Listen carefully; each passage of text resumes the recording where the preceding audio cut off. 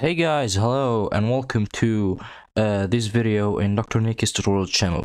In this tutorial, we're gonna see how these guys, there's when you're in Zoom meeting and you find someone with a background like they're New York or something, and it's not a real, it's picture that they put as their background. So we're gonna see today how to put this background behind us. So simply click here on this settings icon, if you can see it here in Zoom. We open Zoom and click on settings, click on background and filters, and you can simply choose one of these backgrounds or add your own image as a background. Actually, my device doesn't support virtual backgrounds, so I can't add one currently, but it's just that simple. If you like the video, just tell us down in the comments and press the like button.